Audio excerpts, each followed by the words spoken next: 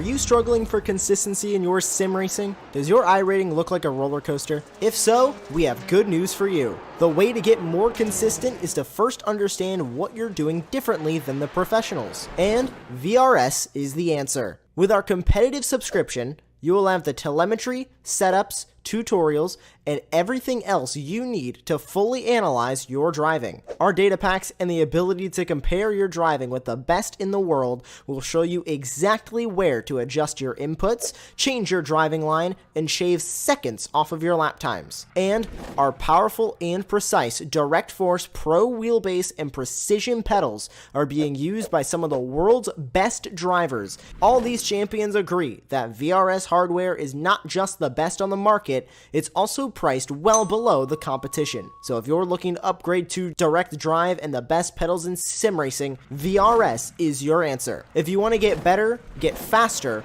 and make it happen sooner rather than later, you owe it to yourself to find out why so many people are switching to VRS. You'll be so glad that you did. Visit www.virtualracingschool.com and learn why the best use VRS.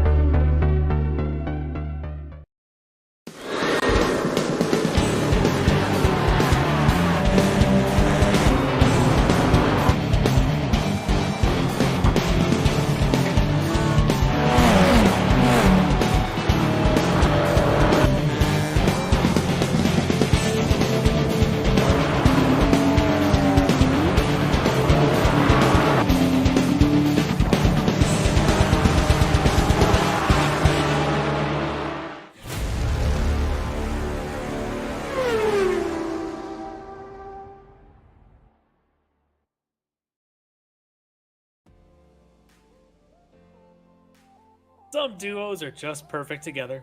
Lennon McCartney, Plant Page, Brady Gronkowski. When they break up, you try to move on. You go and you might listen to some new music, some new bands. You might watch a new team, but you really wish that old duo would just get back together again and play that music or go make another Super Bowl run. Well, when our sports car series was set aside a couple seasons ago, our GT4s and our TCRs, they each went their separate ways. Yeah, we had some other races we could run, but honestly, we all just yearned for more of that great mixed class sports car racing. Well, tonight, our dreams are coming true. GT4s and TCRs are back together, making more of that sweet music we all love. And tonight, they brought some new friends to the party. We got new cars in GT4, we got some new cars in TCRs, and we got some new drivers to contend to wins and for championships. Welcome to round one of the Resurrected Extreme Motorsports Ricmotech Sports Car Series, presented by Performa Elite Texas Graphics.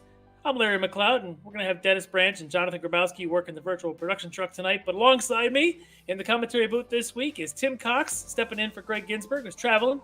Greg will be back next week. But Tim, you get to be part of this opening night of this new series, or the return of this series, making this great triumphant return. What is it about GT4s and TCRs that we just love to watch?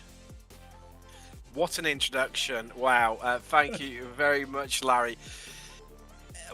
It's just the classic, it's been really invigorated by as you mentioned, the new addition of the new TCRs, the new GT4s as well to iRacing, and where the IMSA Michelin Pilot Challenge on iRacing was maybe dying off a little bit, it's been rejuvenating and seen so much more interest and drivers running it. It's down to that close racing. The GT4s being quicker in the straight line, the TCRs being quicker in the corners, that provides that classic multi-class action. And well, what a way to kick off the season. Sebring, it's an absolute mecca for sports car fans the world over. Of course, holding its famous 12-hour race since 1952, and I'm sure we're going to have lots of wheel-to-wheel action, definitely some door banging, and a few wing mirrors missing come the end of the race, and we'll get to find out who's come out victorious. Yes, I think we're going to see all that and more. I think this track, it creates great opportunities for mixed class racing, as obviously its legend was built on it. But I think there's just something great about what we're going to see tonight with these cars, and I'm excited that GT4s have some new cars to play, and TCRs. Since the last time we saw them, there were just the Audis in TCR, and now we got Hondas, we got Hyundais. It's all kind of out there. What do people choose? What are they going to drive? What's the hot car? What do you have? What do you know about these classes and what people might be driving? Well, funnily enough, a couple of seasons ago, I ran in the Michelin Pilot Challenge in the TCRs. Of course, back then I only had the Audi RS3 before. We had obviously the Honda Civic Type R and the Hyundai Elantra coming along, and then obviously the Veloster more recently. And wow, it's a real challenge, and I think where it becomes even more interesting is obviously that where you've got the close tight packs within each sets of cars, and when they eventually come around to lap each other in the space of the hour-long race that we've got here today, that's where it gets even more tricky. And you can make up a lot of time. You can also lose a lot of time to the car that you may be battling with, and anything can happen. And of course, how could we forget the bumps at Sebring?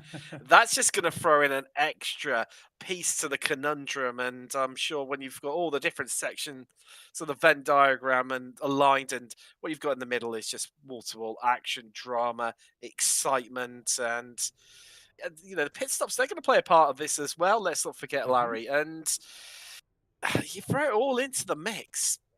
Really, it's going to be so hard to call. I think a lot of the racing is going to positions are going to go right down to the checkered flag, and a few sprints to the line coming out of Sunset Bend. Yeah, I think you hit it all. I think we're going to see great fighting. I think we are going to see a lot of close battles. Those pit stops are always crucial. You know how difficult that pit entry is here at Sebring. Anyway, but tell you what, why don't we get our track guide going and give the folks a chance to kind of get familiarized with Sebring International. Welcome, everyone, to Sebring International Raceway. Great to have you with us as we provide you your track guide today around this iconic road course that dates all the way back to 1950. There is certainly something special about this course with its bumpy variety of track surfaces and technical corners. This place is a challenge for any driver, even on their best day. As we head up the front straightaway, let's begin our track guide around this 3 3/4 mile road course. As we cross the stripe, you'll notice our pit area to the right as we head underneath the walkway bridge into turn 1. This is a very fast sweeping left-hander. We're going to take it right down to the wall here, the bottom of the apex, get right back to throttle and let that car track out all the way to the outside. Around the slight right-hander of turn 2, we're going to come down to the bottom here into turn 3 through 4. Back to the right here. We're going to let the car rotate right down to the apex, come right back to throttle on that exit. Coming around Big Bend here out of turn 6. This will bring us on to a little short straightaway here that'll take us to the infamous hairpin of Sebring turn 7. Heavy on the brakes here, down through the gears. Let that car rotate to the bottom, slowly come back to throttle and race right back up out of those little S's there. Up into 4th gear, we'll come around turn 8 through Fangio here into turn 9. And then we'll head down into the next overtaking area on entry. This will be turn 10 here, Cunningham. That car rotate. We'll get some good launch up off of this corner. Through 11 and 12. Collier down into 13 now of Tower Corner. We'll leave it in 3rd gear. We'll take a little bit of curve there on the bottom. We'll go a little bit wide there on exit. Up to the double left-handers now through a very fast section of the course. This will lead us to the S's here at near the end of the lap here through Le Mans. Right-hander back to the left. We'll let the car roll and rotate right to the bottom. We'll get a good launch up off this final corner, and this will bring us out onto Almond Straight. And, of course, big overtaking opportunities here as drivers will use the slipstream to set themselves up to take over a position down here into turn 17, Sunset Bend. Very difficult corner to get right, and it is very bumpy through this section. Right back to throttle as we come out of the final corner, track all the way to the out, and then approach the start-finish line once again. There you go. There's your track guide for beautiful Sebring International.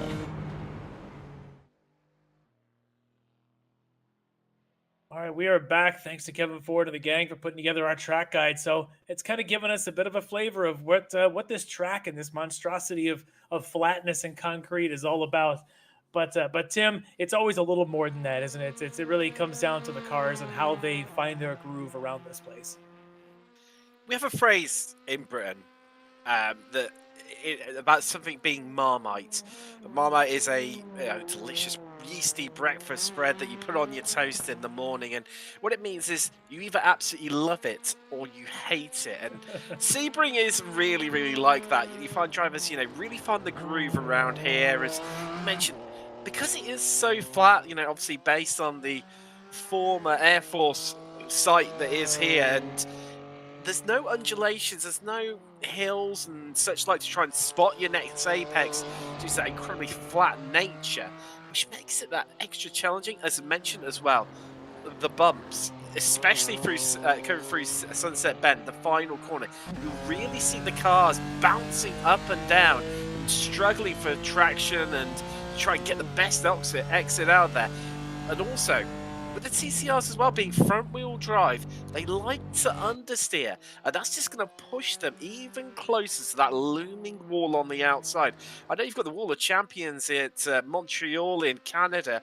However, this is even probably slightly more dangerous because when you're pushing so hard and you're battling with someone pushing it to the absolute limit, I get the feeling that two drivers might end up with a few grazes up there and removing some of the paints on the wall on the exit of Sunset Bend.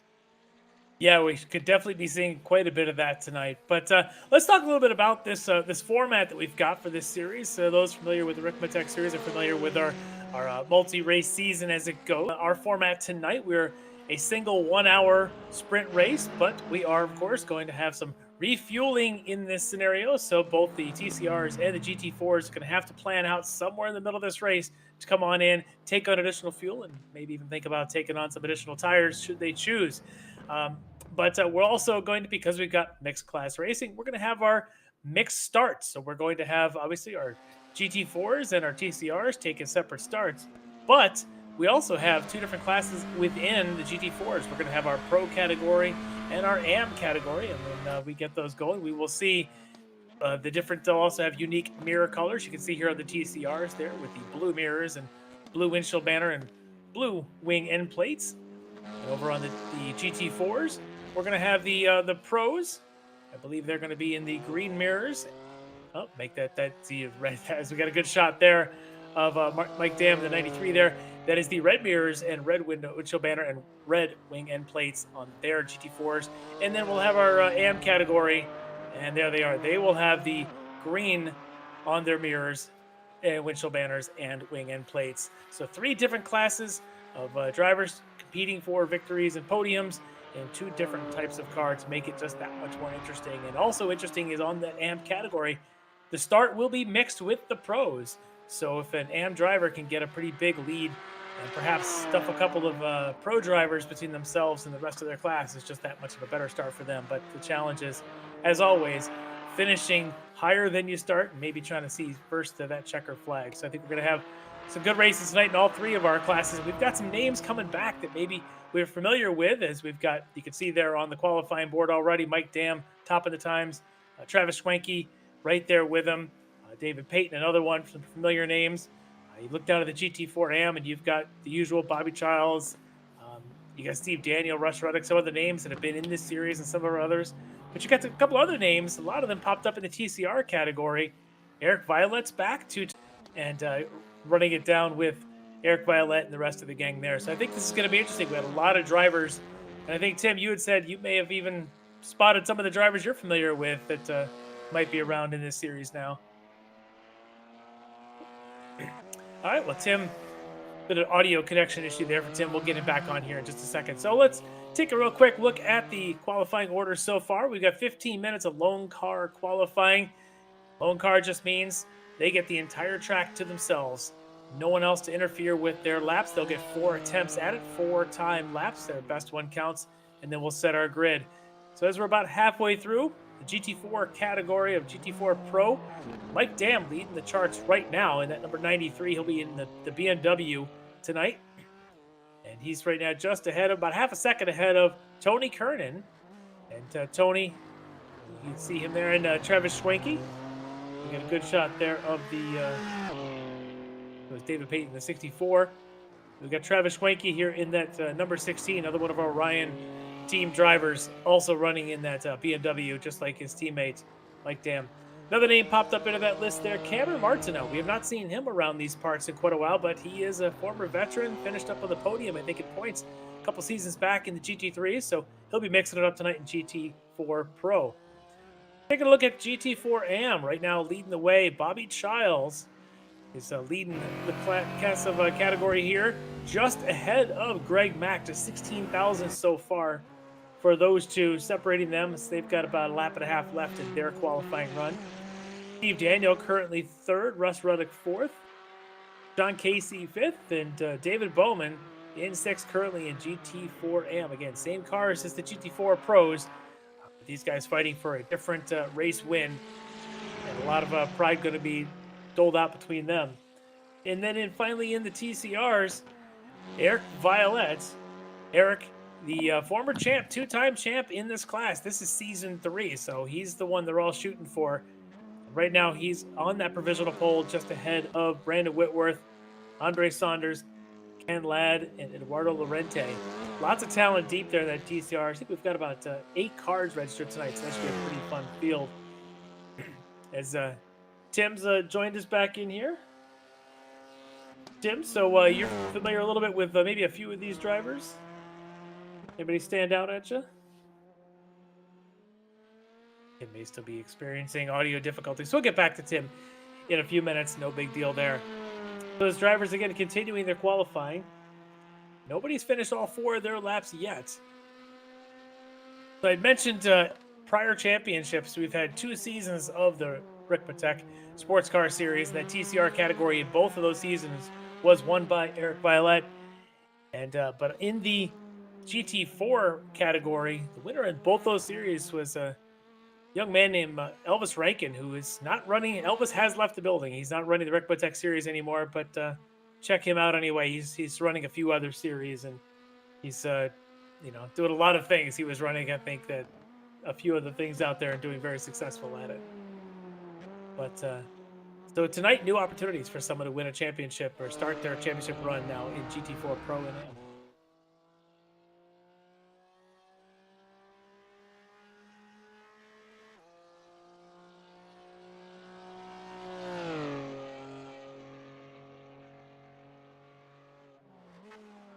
All right, any word from Tim yet?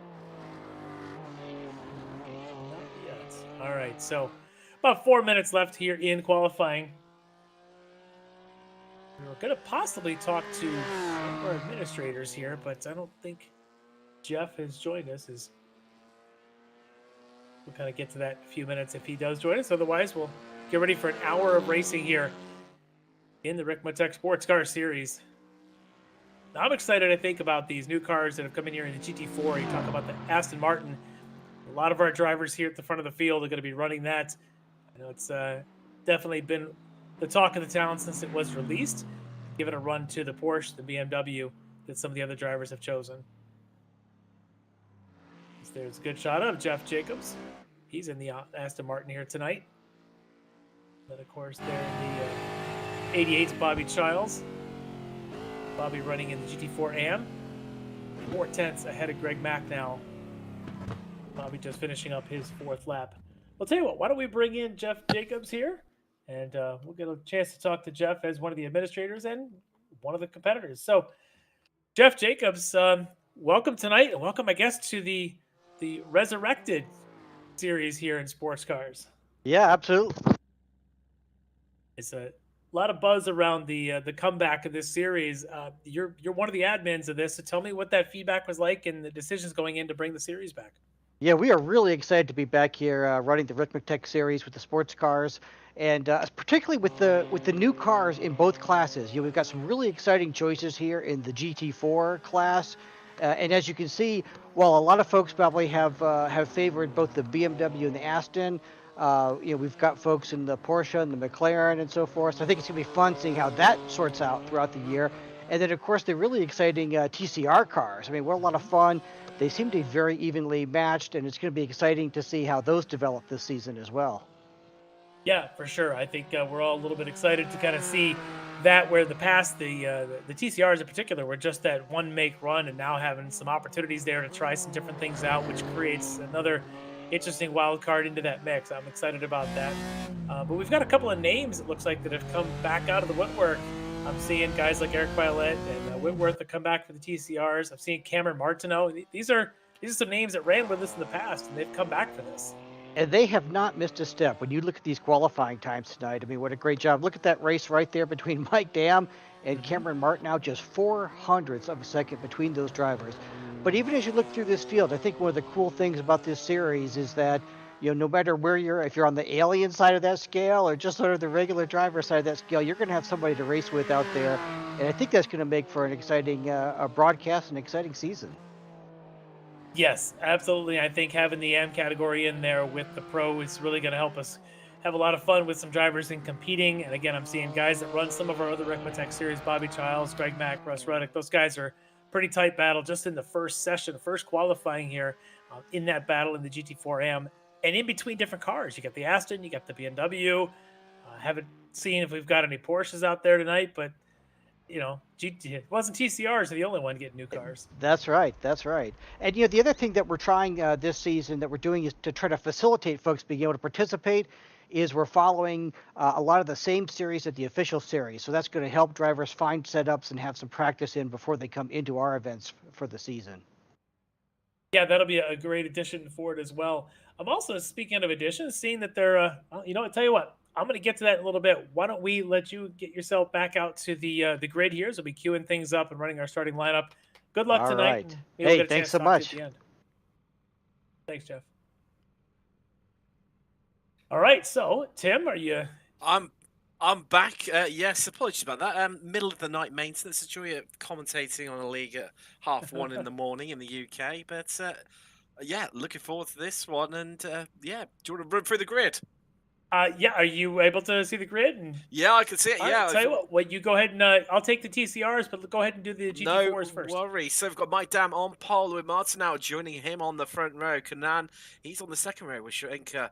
Then we've got Torment and Passon on the third row of the grid. Before when we start encroaching into the AM drivers, we've got Charles and Fords on the fourth row there. Brendan Hearn, he's on the fifth row with Greg Mack. And then Jeff Jacobs, he's got Russ Ruddock for company on the sixth row of the grid. Moving down to the 10th row, it's Daniel and Bowman with Casey and Marshall on the 7th row of the grid. Then we've got Brockway and Violet with Whitworth and Saunders. And then on the 10th row, and then Ladd and Lorente moving into the TCRs. All right, so in the TCRs, we've got on the pole should be Eric Violet in the D2DE Racing entry alongside Greg Brockway. Second row, Andre Saunders, the Mohawk Racing entry, lined up with D2DE Racing's Brandon Whitworth. On that third row, you've got Lorente and Ken Ladd lining up there. On the fourth row, you've got Bradley Husty and Austin Knight lined up there on that fourth row. And there on that last spot there, Marlon Jones from Lead Paw Racing. So we didn't have a chance to kind of to get into our bit of a groove here as we're starting the broadcast. I'm going to let you get back into this. We've got, as they'll take their pace lap here in just a second. Give me your thoughts on what we might see in this opening lap with these two classes. Oh, wow. The big question. I think it's either going to be, we're either going to go away really cleanly, or it's going to be scrapping and door banging from the off. Of course, you know, you've got a decent run down to turn one, and then it starts to really narrow up the track and get even more bumpy through the next few corners. And again, I get the feeling there's even, you're going to get some drivers who are going to think, right, okay, we've got an hour on the clock. We've got plenty of time here. I'm just going to bide my time and pressurize the car in front to make a mistake. And that's, yeah, those guys who may be a little bit more adventurous, maybe those who haven't got the best exit out of Sunset Bend have already maybe lost a place or two, are looking to regain that. As for the TCRs, well, they'll be side by side pretty much for most of the first lap, I'm sure, in some way, shape, or form, scrapping for positions as TCRs do so well. I've got them, you know, the mixed bunch within them. Of course, the Honda's incredibly quick in the straight line. The Hyundai's quite good all round. The Audi's very good in the corners. Of course, the main party piece for the Audi as well is it's really incredibly good off a standing start. However, it can't take advantage of that here today at Sebring. Of course, we've got the rolling start in the championship. And that's for GT4, sorry. We've got the Aston Martin. A lot of people driving that, the new car. Sounds absolutely incredible. You can see one of them on screen right now. There's Casey. Just listening into that deep, dirty Mercedes AMG rumble that is utilised within Aston Martin these days. It's an absolutely epic sound. McLarens, they're very good on their tyres to start off with, but can start to lose them a little bit as things go on, so that's going to be interesting later in the race. Don't expect to see any of the GT4s take tyre changes. We'll expect to see them run with just fuel at the pit stops. Now, they don't lose any time for taking tyres during the pit stops generally, but that's if you're filling up a full tank. The drivers won't need to do that here, so there is the potential option of taking only 2 tyres. But that's going to re-upset the balance of the car. So I would imagine, he says, curse of the commentator, that I don't expect any of them to take a change of tyres within GT4. As for the TCRs and them changing tyres, well, we could see a few drivers maybe opt to take front tyres, but again, that really does upset the balance, and obviously the car starts to feel a bit almost like oversteering and a little bit weird. So again, it might be a little bit of a risk and a bit of a gamble for them, but it depends how hard they've worked those front tyres, because if they've put a lot of heat into them, then they're going to be losing grip. Understand, we've got a track temperature of 39 degrees Celsius, so that is on the higher side as well. So that's going to really affect the drivers that have been pushing hard early on and may open up a viable attempt for them to change tyres, but again, expect to see them most likely not. Again, it's all about the balance of the car, making sure you've got the most stable and consistent platform post pit stop. But as we come around Sunset Bend, I think it's back over to you, Larry. Yeah, so they are just now coming around that turn 17 Sunset Bend. They will pair up coming on down, and they do not follow the iRacing start. They follow a manual flagger, so we'll have to listen in for that and watch them go. Just moments away here from the start. Season 3, Round 1 of the Ricmotech Sports Car Series. And we are green. Off they go. TCRs are still in the back straight, but it's GT4s down the front straight. And it's going to be Mike Dam leading the pack into turn 1. Cameron Martineau is going to lose a couple of spots there as they turn in. See if they can get through cleanly. They do so far, but the 3 wide. Looks like Martineau's kind of bouncing around back there. Got awfully close there to Schwenke. Martineau may lose another spot there. Too wide in the Astons already now. Going through these opening S's. As the TCRs now are green. 8 cars in the field. And it's going to be Eric Violet leading the way for the TCRs into the opening corners. Well, we've got away really, really clean so far, Larry. Everyone is playing into the long game here. As mentioned earlier, an hour-long race. And just settling into a groove. And generally not a massive amount of change for position. Martineau, the big loser in these opening stages, down 2 places. But it's a lockout for the BMWs at the front, occupying all top 4 positions right now in GT4. As for TCR as well, they have, as they were when they got away with 2 Hondas up front of Violet and Whitworth, with Saunders in the Hyundai, still occupying that last podium position in TCR. The only driver who hasn't really got away is Lorente. Yeah, I think that was the 16 of Travis Schwenke there. Travis was up there starting. I think he started this race in the second row. Just had a big spin, I think, coming out of Tower Curve and put himself into that inside wall. He's back going again, but he's now at the tail end of this GT4 field, and that's a big loss there. Schwenke, one of the guys who competes for podiums week after week in every series here in the Ricmotech run. But he's going to be at the back of the field as his teammate Mike Dam is now left alone and having to fend for himself. And Tony Kernan, who started in the second row, was able to get by Cameron Martineau in the opening couple of corners. Now has got the advantage going into Sunset Bend, as these 2 BMWs are side by side already. An hour racing to go, and these guys aren't waiting at all to make it exciting, are they?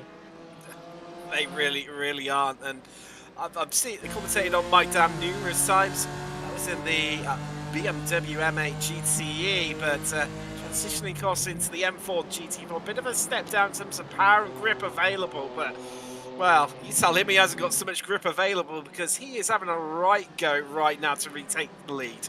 He's trying, but I can tell you, Tony Kernan, who is also gets a lot of seat time in this series, and he's giving Mike right now all he can handle. Tony willing to throw that BMW around. Mike looking like he's a little bit more conservative, maybe not willing to take the chances.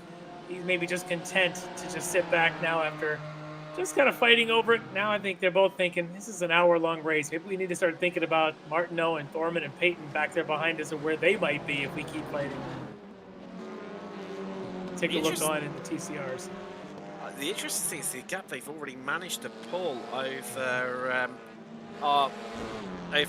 You know, they're already nearly 0.8 of a second clear after what's only been around about a lap and a half now. Yeah, it's incredible pace early on. Martineau for sure. I suspect he'll eventually get back on this, but as we look in on the TCRs here, it looks like it's just Honda out in front with Eric Violet and Brandon Whitworth, those teammates, leading the charge here in the TCRs early on, and they've already got a pretty substantial gap on 3rd place Ken Ladd. They've really made hay while the sun is shining here at Sebring, and opened up that gap. And I mean, will they be working together to extend that gap even further? Well, that remains to be seen. I can tell you from calling the series in the past, and we had it, I got to see Eric Violet and Brandon Whitworth do a lot of racing side by side. They might carry the same livery. These guys definitely are gloves off when it comes to these battles. So if Brandon's got a chance to make a move, he's going to take it. But I can tell you, Eric is as good as I've seen in these TCRs. He is just rock solid. But if Brandon gets an opportunity, he's not just going to sit back and let his teammate have it. These two will fight, even if it's early in the race. As well. They're scrapping for the lead once again, but tell you what, Martineau, he's closed that gap up. He's clearly listening to the commentary booth, and he's coming along for a piece of the action here as trying to squeeze around the outside. Yeah, Martineau's probably thinking, this is great. You two were fighting. Now I caught up. And now he's thinking, well, stop fighting because I'm here now. What Martineau needs to do now, and you expect to see him do is watch Mike Dan bounce across the curb there, is just observe the situation of maybe who's going to get the better run out of the corner, and he'll be following them through, and there you go. Yeah, he's just spot doing on, it. Yeah, totally. You called it as he was doing it. He was following Mike Dam, who got the much better run off of there than Tony Kernan, and now he's able to take that second spot for Cameron as they go into that hairpin. But these guys are now almost a second and a half ahead of Chris Norman, David Payton back there behind them. At what point do these guys, do they cooperate or, get that co-opetition going, or do they just keep fighting for an hour and see who comes out? Well, you get the feeling, knowing this car class and categories, they'll be fighting all the way to the finish for the next 55 minutes that you've still got remaining. Well, I think we've got a replay of the spin by Travis Schwenke. We'd seen there a flash of that on that opening lap, and this looks like a different spin as he's going down to turn one, just as a slower car was recovering from their own spin. And this night for Travis has just gone from bad to worse, unfortunately. It's just one of those things that happens, and we're not going to see him get a strong finish here tonight. Instead, his teammate Mike Dam's going to have to carry the Orion Racing torch. Look at him just throw that car across those curves. I think it might have been Greg Brockway who had the contact with, because he seems to have had a bit of an incident on track around the same time as Travis. So I think that was who he made contact with, as Brockway in the McLaren. So he's right down to the back of the field in GT4. Yeah, I think you're right there. I wonder if Brockway's carrying any damage. Travis has gone into the pits, and he may have ended his night early, but Greg, I don't know. It looks like he may have a little bit of damage there. He got clipped pretty hard because that's obviously a fast corner there. The stewards look like they reviewed, and the stewards do look at all these incidents. In this case, they decided no further action. Unfortunate racing incident, but racing continues. It's just interesting watching Brockway come through Sunset Bend, especially that second half of it. That as you come underneath the bridge, you can really see the bumps, the way the car's bouncing up and down. You can hear those feathering on the throttle, where it's just trying to find some grip desperately as you try to get around the corner. But intriguing battle going on right now. Jacobs, he's got Ruckelick and Daniel tucked up behind him here. Yeah, so Jeff Jacobs, the one we just talked to here right before the race started, he is one of the administrators of this league, and that the bright, it's almost a copper, shiny, glossy copper colored SCCA Foundation paint job street survival car that he's got out there tonight. Looks really good, but he has got a battle on his hands with Russ Ruddock just on his sixth, as Russ has got that BMW tuned in pretty well. But we've caught a lot of Jeff Jacobs races, and we always talk about he always ends up driving the widest car in the field, even if the dimensions don't look that wide. He's a tough pass. I'd say he's going to have to make that car incredibly wide if he wants to defend this position for the next 50-odd minutes. He's going to have his work cut out, and it'll be interesting to see what Ruddock can do to try and find a way past. He's going to have to probably set up a few corners in advance. But I'll tell you what, these three, they just won't leave each other alone, will they? And interesting bit, the differing lines there being taken before they headed out onto the Ullman Straight. Out of Le Mans curve, you saw Dam a bit more aggressive across the curbs there. You saw him bouncing across, whereas Martin and Kernan taking much tighter, neater lines through there. Yeah, and I'm not, as a driver, how much confidence do you have to have in the car to throw it across those curbs, at those S's in particular, and know that it's going to land where you need it to get the transition right? Because it's such a tricky corner anyway, and you throw in cutting those curbs and creating those bumps. How much more difficult is that? We said about how wide he can make that car. Well, he's trying. There you go. It's Ruddock's managed to sneak his way through up the inside of Sunset. Yeah, we'll see how long that lasts. These guys have definitely got the full scrap going here, as we're only 4.5 laps in. And not even 10 minutes of our 60 underway here, but good pass for Ruddock. And now it's up to Steve Daniel to try and make his way past Jeff Jacobs. Now, the interesting thing about these three guys is Jacobs, you notice he's got those red mirrors, red windshield banner. He is in the pro category, whereas the green mirrors and green windshield banner you can see on both Ruddock's BMW as well as Steve Daniel's Porsche. That implies they are in the AM category. So this battle we've been watching isn't even within the same class, but you know, sometimes you race who you're up against, right? Well, certainly, and this is the peloton group, as you might call it. They're having a right overall scrap here. Peloton leading that, so Foreman leading that, just getting past Peloton. And that's, I'm sure, going to loom on for the rest of the race. Childs also involved in that, our leader in AM. And he's in a really strong position right now because he's got two of the pro drivers between himself and Red Mac in the McLaren. He's currently second in the AM category right now, 9th overall. Yeah, so those are all teammates around Bobby as well, that D2D iRacing team. So at least he knows these guys, knows that it's going to be fair, even if, as you say, they're in different classes. Bobby running in the AM, and of course right in front of him, Thorman and Peyton running in the pro.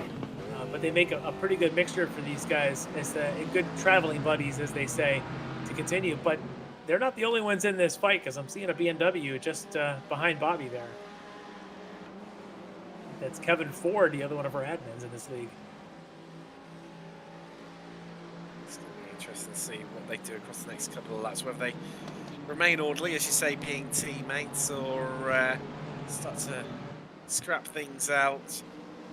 It's definitely going to be the latter as they start to become frustrated being held up. And the last thing as well Charles is going to want is for these lots to, you know, feel like he's being held up, and allowing Mac to come back into the equation and join up to the back of this gaggle of cars. Just looking at the last lap times as well, Mac was lapped, completed last lap 2 seconds quicker than Charles. So Mac definitely a man on a mission right now on that McLaren, trying to get onto the back of Brendan Huron. He's trying to get there for sure, and I think he's got in front of him on track. He's got another one of the Astons in front of him there in the pro category. I think it's Brendan Horan. You can see him at the trail of that train of silver cars up there. That's not the one he's fighting, as you mentioned. It's the Bobby Childs car, kind of in the middle of that 5-car group is the one he's really after. But I start looking at the 4th and 5th in this group. You see the 32 and the BMW there. That's Kevin Ford, Brendan Horn, and the number 45 Aston. Those guys want to get around Bobby because they're chasing the red mirrored Astons out in front there with Thorman and Peyton. And again, that's where these cars are all relatively equal, but there's two different battles going on here. And Bobby doesn't want to give up those spaces, and then again, he doesn't want to interfere with that fight.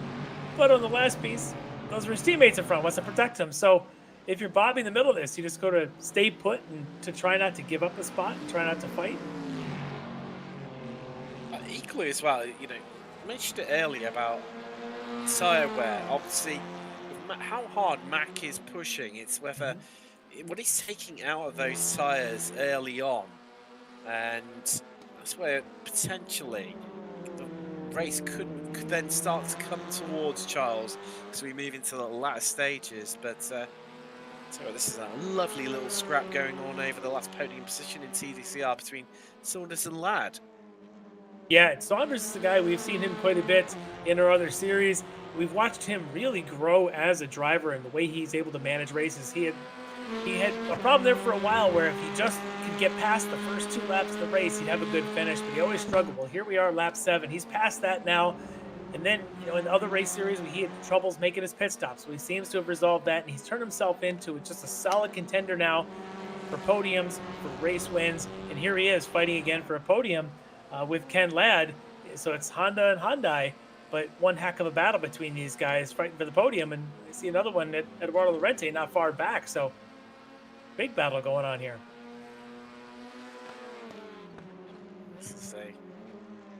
Delve deeply into sunset there, and I mean that view down from the chopper there just really shows the different lines being taken from the drivers, different way of attacking it.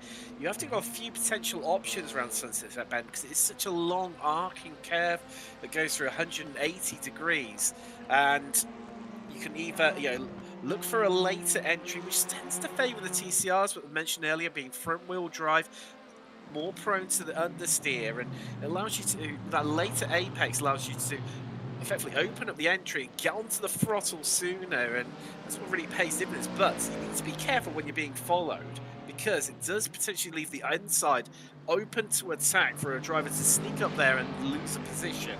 So that's one thing the drivers will maybe need to be a little bit wary of. Yeah, for sure. By yourself, that diamond in the corner really does pay off. But when you're trying to fight for position, you leave that inside open. It's just too easy for someone to duck underneath there. But then that corner is probably the bumpiest corner in motorsports. There's kind of a rhythm to finding those bumps and avoiding the ones that throws you off to track left on that exit, isn't there? I'm just sat here thinking, pondering my mind, thinking through all the racetracks and trying to think of a more bumpy corner than Sunset Bend. And I'll come back to you on that one. I can't think of one off the top of my head. It's a rough one. That will test a driver, test a car, test the race engineers if they've got the right setup. Because you can see it. Look at the onboard here. As we're on board with Chris Thorman, and it just bounces so badly. But if you miss those bumps, the car just washes off in the front, pushes. You're in that wall on the left side, or that the 1 foot strip of grass that separates it from the wall.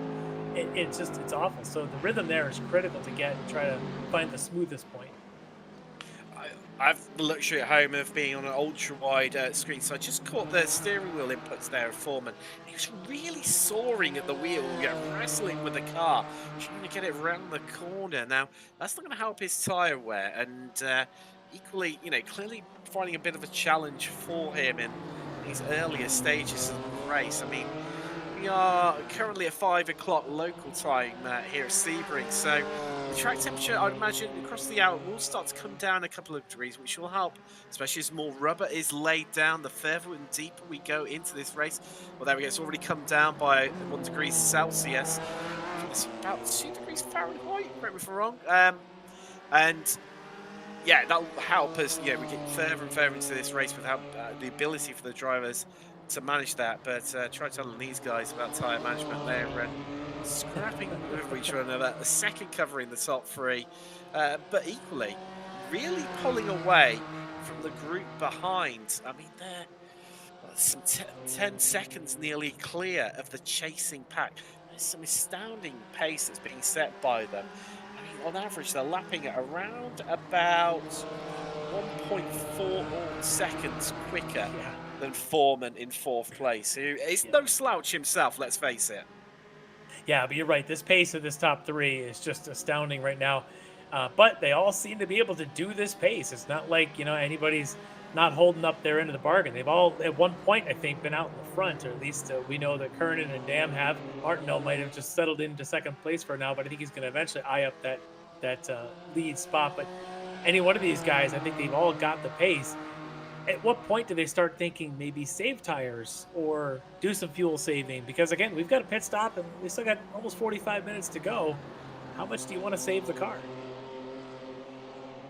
I mean, maybe that's probably what's playing into the part of Martineau's decision, and also Kernan's as well, is especially with Martineau, you can see how close that he's been following Dam over the last few laps, maintaining that gap at around about 0.4 per second, and clearly happy just to sit in the slipstream of Dam and allow Dam to punch a hole in the air for him so he can fuel save as much as possible going forward. Now, what does that mean? Well, ultimately it means that he'll have to take on less fuel come the pit stops, which then means he can effectively, he'll save probably about a second, as much as a second, over Dam in that period. And that's where he'll get the move done, will be utilising the pit strategy rather than necessarily a direct pass out on track. Yeah, and it's a strong strategy if you can make that work. Also, strong strategy is to pass him on the track. As we flash in here with the battle of Ladd and Saunders and Husty now. All three of these guys are just battling this out. And for a moment there, it kind of looked like Ladd was going to take a peek down inside of turn 1, but I don't think there's much of a peak of daylight between them right now. I know I spoke about how close Dam and Martineau were, while These three are even closer. All three of them covered by roughly about the same sort of gap as Tam and Martin are. And why not? Let's try and have a free wide here down into the corner. Almost.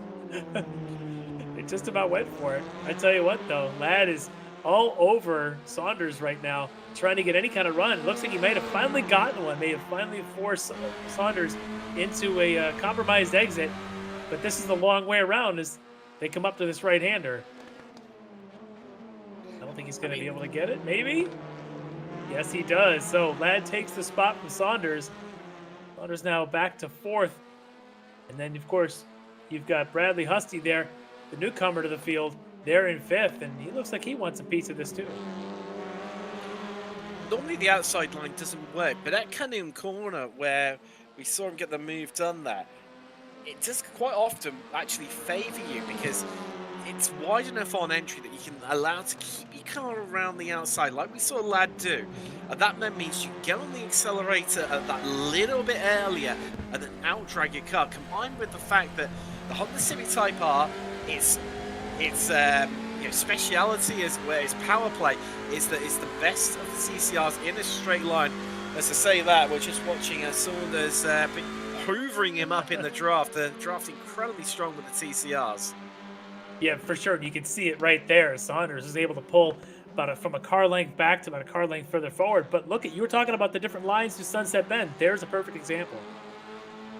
You can see, yeah, just how it played out. And as much as Saunders ran it in deep there and tried desperately to hold on the outside, Sunset Bend is even more bumpy the further you go away from the racing line. And these two, what can we say about them? Still side by side pretty much into turn 1, and expect to see them have another go into turn 2. And Husty not quite sure which line to pick and who to follow through right now, and left guessing where to position his car, and that's why he's still in 5th place.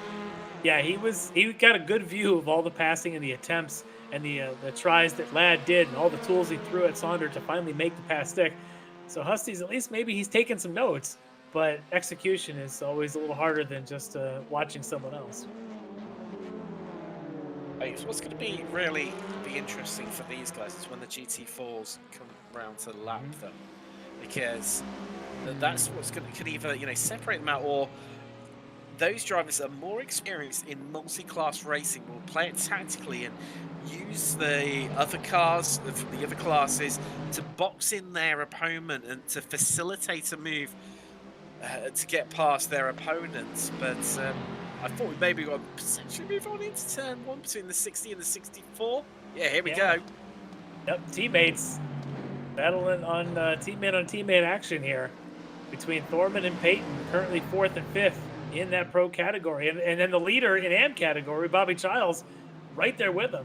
Bobby doesn't have any threat behind him now. It looks like the gap to Greg Mack has increased back up to about 6 seconds. So Bobby just gets a bird's eye view of this teammate battle in front of him. And apparently his other teammate behind him. Well, I believe we've got a replay coming in of something I'm sure I've just had. Yeah, Steve, I think we're going to get a replay of Steve Daniel.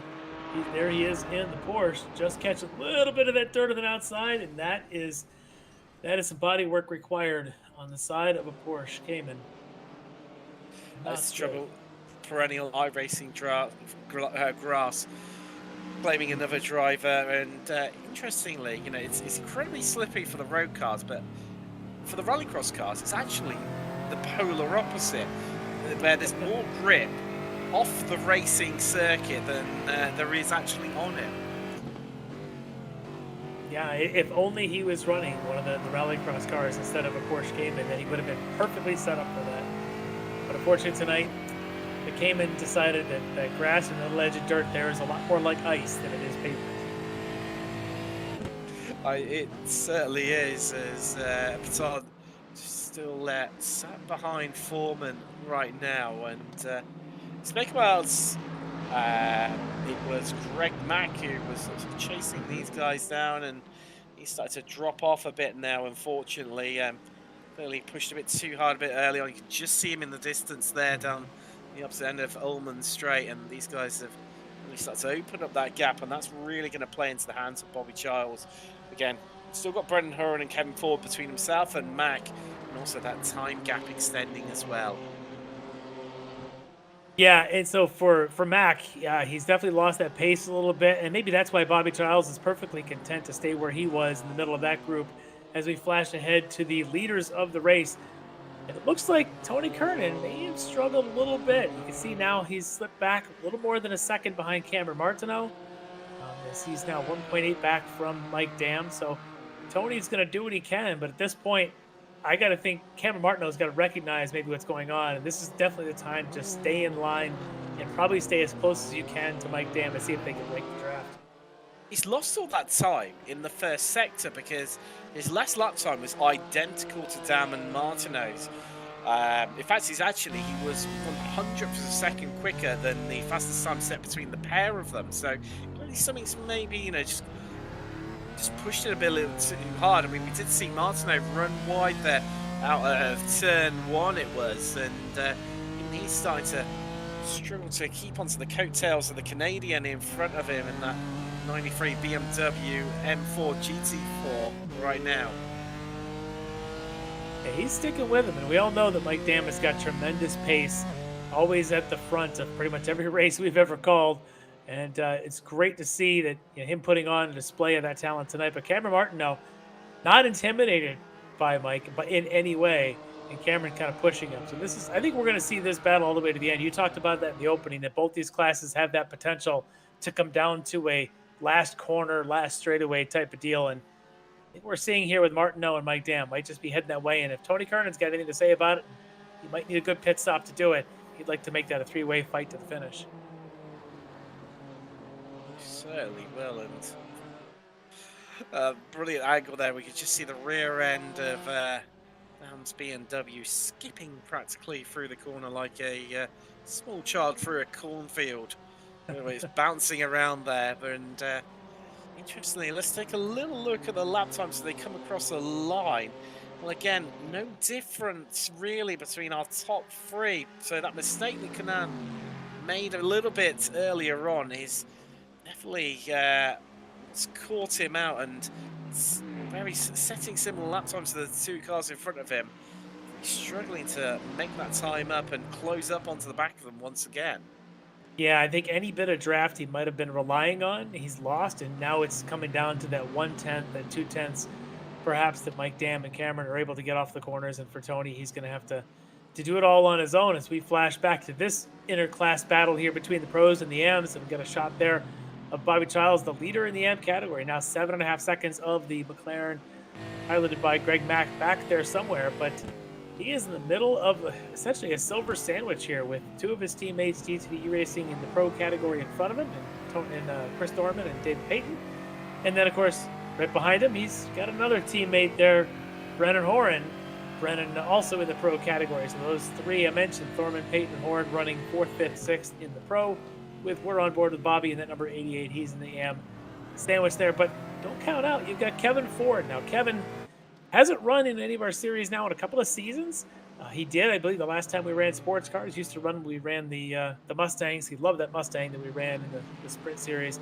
But good to see him back. He's obviously one of our admins and does all of our track guides as well. So great to see Kevin back out there on track with us tonight. But all he can see is D2DE Racing, Aston Martin's out in front of him. And how do you get through that dealership of Aston Martins if you're in that BMW by Kevin? With difficulty, really. They're providing a little bit of a robot. I don't know if you caught it. Coming out of the hairpin, it was Foreman. Got really, really loose, and a couple of corners after that, I was just looking ahead as we previously were riding on board with Childs, and you can see he's starting to struggle with the rear end of his Aston Martin right now, where it's getting really loose and not affecting him too much there, but not getting the best of exits. And we could see potentially a change for this lead of this group into turn 1. Yeah, there you go. There it goes. Yeah, I think you called it. I think Thorman's got a bit of a struggle going on. It showed there coming off a sunset, and that's going to leave David Payton, his teammate, a chance to duck down the inside in the front straight and put on the swap. And now Payton up to 4th in pro. But look at Kevin Ford, though, that BMW. He thinks an opportunity exists. He's going to try and take it. Not to be, though. He's he's like a sniper, isn't he? Just waiting for his time to pull the trigger and send it up the inside or even around the outside, whatever gap he can find available, as they're all really evenly matched. Of course, BAP, the balance of performance that's put into these multi-car classes, such as this one, as a bit of a bit close for comfort there from Ford, nearly into the back of Brendan Herron. Late on the brakes. It was a little bit close for comfort. I'm not sure about you. It looks like wins from myself there, but yeah, due to the balance performance, what it does is it restricts and enhances certain parts of the relevant car, so that regardless of what the car is, they're all playing off an even playing field, and it's what allows. It's so great where you've got, in this case, both front engine, rear wheel drive, but again, different configurations of engines in terms of the 6-cylinder and the BMW, the V8 you've got in the Aston, and they're just all able to complete on, as I was saying, that level playing field, and it's what makes it so intriguing. Yeah, and we've seen this, in the past when the Porsche was kind of, the car to have a little bit, maybe some days over the BMW. Oh, and I'm starting to think Brendan Horn might have gotten himself a course cut going through those S's as he slowed down and let the field go by. So there's a position picked up for Kevin Ford. Definitely looked like it, because he came onto the Ulman straight. There was a flash of his brake lights, and he has dropped considerably back. And now this is Ford's chance. He's, had a bit of an easy win, but he's up a place. He's got a little bit of fresh air in front of him, so get a bit of extra cooling into the car, maybe go a bit easier on his tyres, and just see what sort of attack he can mount on what is now the 3 Aston Martins in front of him instead of the 4.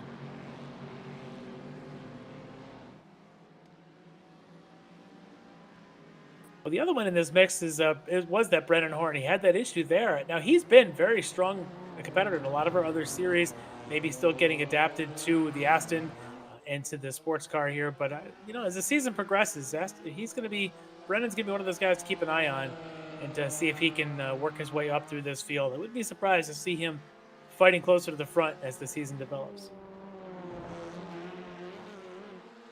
All right, so we're at the halfway point, just past here in the round 1 of our sports car series, and we're going to go take a quick commercial break. And when we come back, hopefully just in time for the pit stops, you're watching Apex Racing TV and the Ricmotech Sports Car Series presented by Performa Elite Texas Graphics. We will be right back.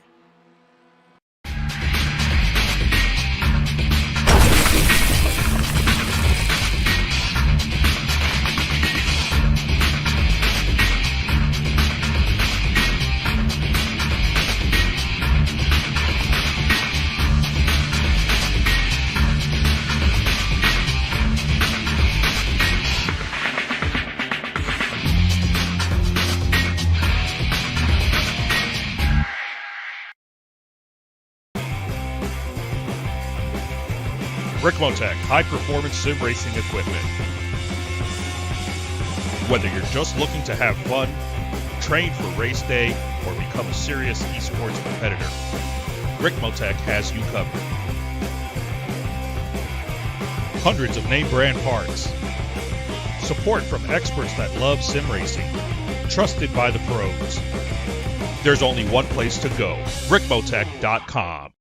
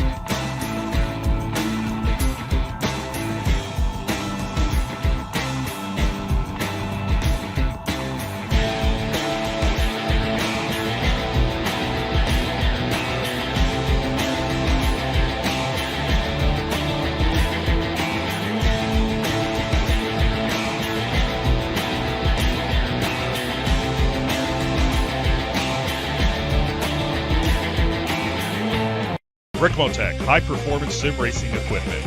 There's only one place to go, ricmotech.com. And we are back and just in time for all the action, Tim. As we stepped away, we saw a change of the lead and a whole bunch of pit stops. We have a new leader in this race. We do indeed. Martino, he managed to get the move just slightly done into Sunset Bend, coming off the back straight, and Dam elected to dive straight into the pits, and it's going to be interesting to see what Dam can do now. Just looking at their pit stop times, haven't elected to take any tyres by the looks of things based on their stationary time, so definitely seems to be the choice of what the drivers are going for, and I think this could well be Martino heading in as well. It does look like, yep, Cameron Martineau, race leader, and right behind him, Tony Kernan, who was in second, previously running third. Now they're both in the pits. The bogey time's about 24 seconds or so for their stop time. But I think equally important is how you enter and how you exit this extra long pit lane. It is so crucial. You can lose and gain so much time by getting it exactly right, or maybe the polar opposite, getting it horrifically long, but also your in-lap and also your out-lap more crucially, and how quickly you get up to speed, where you come out. Do you come out in some traffic? That can really, really hamper your race result. We've got Charles, he's into the pits from leading GT4 AM as well. Looking ever so comfortable there right now. Here is Dam, so he's just coming out of Sunset's Bend, across the start-finish line, and first and second, they're on the pit exit, but I think Martineau's, well, he's got it easy. Martineau got a great stop. He was actually a little quicker than Mike Dam.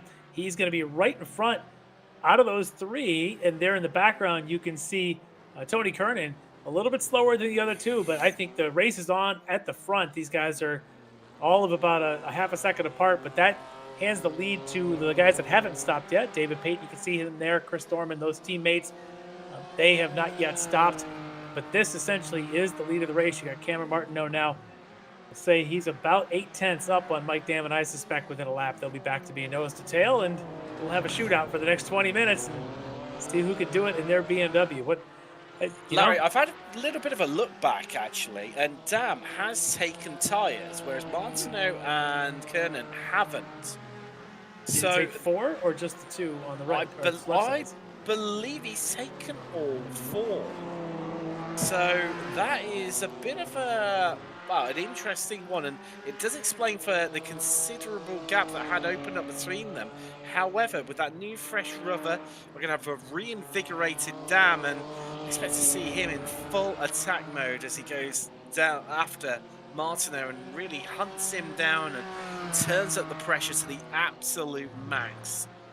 Yeah, if he's able to squeeze in a tire change in there, that's going to be a big support for his efforts here as we run down the end of this race, because being on laps that are, well, let's say about 5 or 6 laps old versus tires that are 22 laps is going to make a big difference at the end of this race.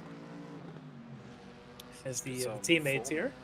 Yeah, they're in as well from the lead, and no, they were locked in a bit of a battle, Larry, with, I'm just having a look back down Brendan Herron and Child, so it'll be interesting to see whether the overcut has worked for them or if the undercut has worked for the other cars that they were battling with. Yeah, that will be very interesting. Certainly for Bobby Childs, probably just made sense to get in and get his stop done. Another thing I noticed is that we had started to see a little bit of the passing, the lapping going on between the GT4s and catching the TCRs.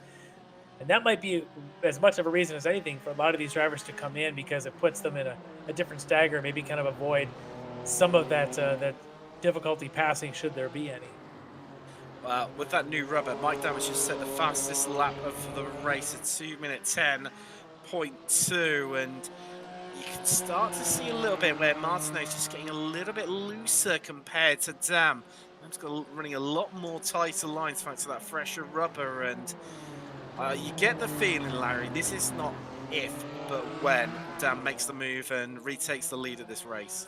Yeah, and for Dam, he went through this earlier in the race with Tony Kernan, and he had quite a battle early on, a lot of side-by-side, and now he's thinking, if I do that now, it's going to bring Tony Kernan right back into this. So I'm wondering if Mike Dam does play the patient game, and it does become a matter of that when question. Does he do it at the now, or does he wait until the last 2 laps before he makes that move?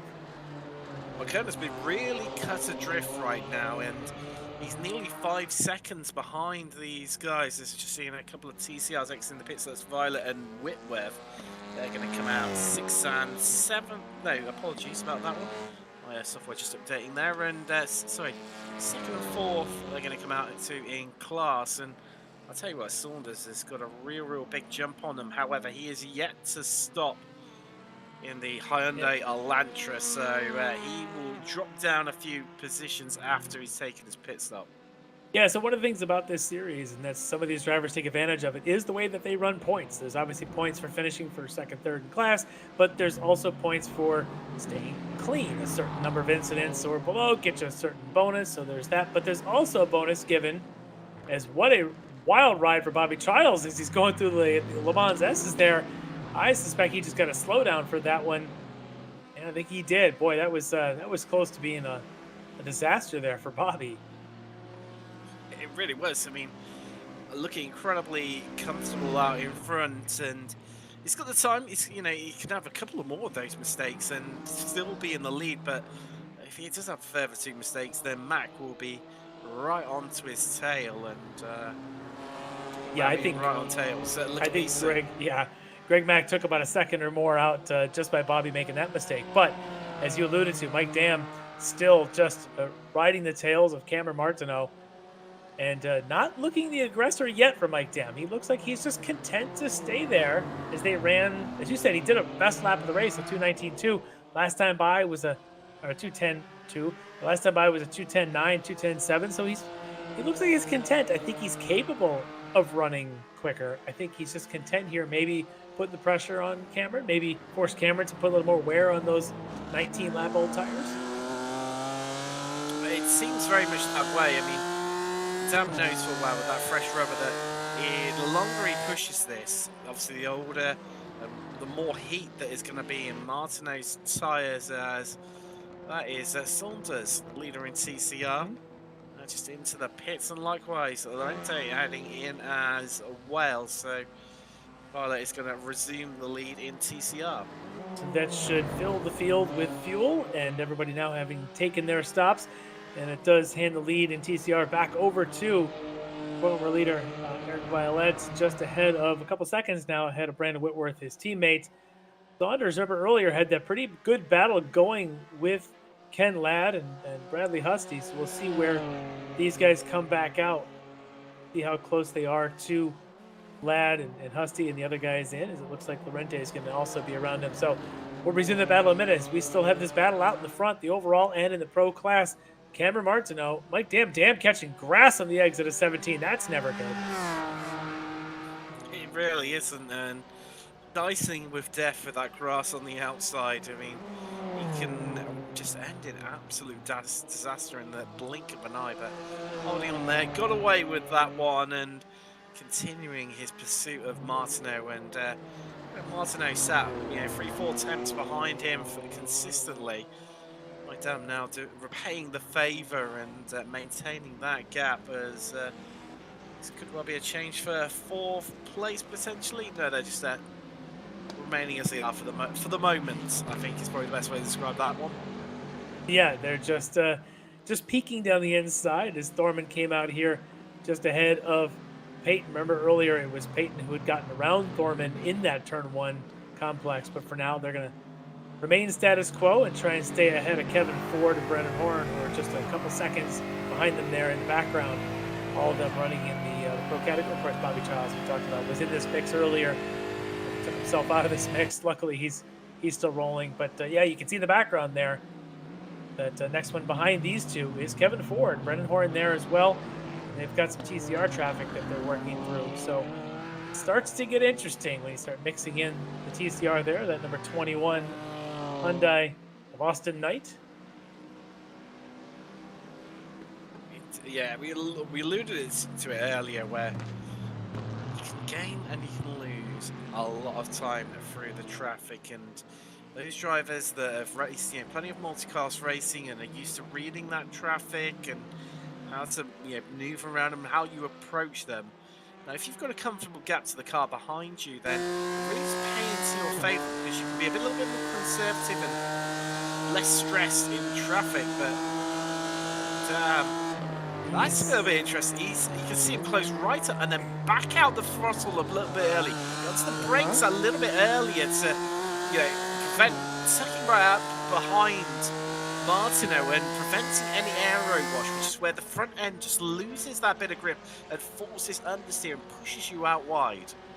So here he's going to run wide. I think, again, he's just filling mirrors. I think he's doing some of the, keeping the air on the front end so he can keep the car balanced and keep the tires from scrubbing. But he's also just really pressuring Cameron right now, kind of giving him all the looks and making him think when the move is coming. I mean, if Dan was a true, I would say if he was a true multi-class racer, well, I know he is. I've commentated on him many a time. But if he on the lights, giving them a bit of a cheeky flash to say, yeah, I'm here, just try and distract him a little bit. Multi-class races, I do that in single-class races. I'll still flash the lights of the guy in front of me. Not that I'm ever the one lapping or moving ahead, but sure, why not? It's always worth a try, isn't it? It's just anything. I mean, I think we'll start to see when we get inside the last, I'd say about 7 or 8 minutes of the race, and we're currently quarter of an hour left, 15 minutes, and what we'll see is into the braking zones. Dan will move out and then back in again. He'll start moving around the braking zones, not with the intention of actually making the pass, but just trying to get into Martineau's head, trying to distract him so that he's looking at his mirrors, that he misses either his braking point or his turning point, or ideally for Dan, both. And the Canadian will be able to nip up the inside and get the move done nice and easy, rather than trying to use the proverbial can opener and force a bit of a move up the inside with a bit of a scrape of some bodywork. Yeah, and I tell you, the easiest passes you can make is when the guy in front spends more time looking behind him than he does looking in front of him. And I think you're right that Mike Dan might be trying to employ some of that strategy here. Just filling the mirrors, kind of saying to Cameron, look, Cameron, I'm on the left. Look, Cameron, I'm on the right. Look, Cameron, now you see me, now you don't. At some point, Mike will make a move, but boy, he's going to make Cameron think about it for another, 13 and a half minutes. Could it even be now? He's pulled right alongside here, Larry. Could this be the move? And he's got a little bit of draft off the TCR in front of him, but no, he backed off.